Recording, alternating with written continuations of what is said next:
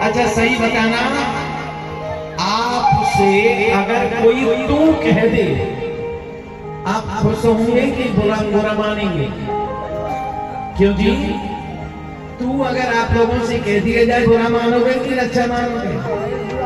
नाराज हो जाएंगे, हमसे तू करो, हमसे तू।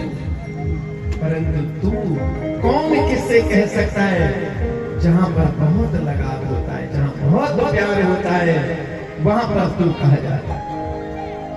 तो तू कौन कह सकता है भगवान से? भगवान के भक्त कह सकते हैं, या ग्वाल कह सकते हैं, गोपियां कह सकते हैं। तो आप लोग ऐसा अनुभव करिए कि हम इस समय अपने गांव में नहीं बैठे हैं। कहां बैठे हैं? वृंदावन धाम में बैठे हैं। बोलो वृंदावन धाम की। ऐसा भाव आप लोग समझिए।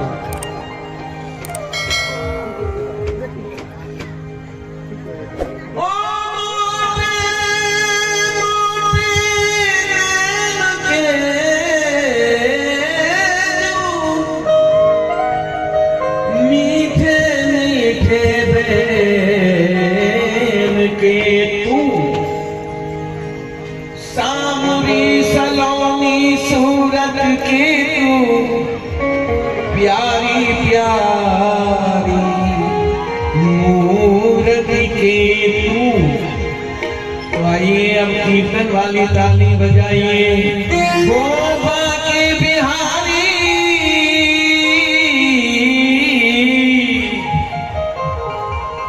गोवा के बिहारी, कजरारे मोटे मोटे तेरे, कोई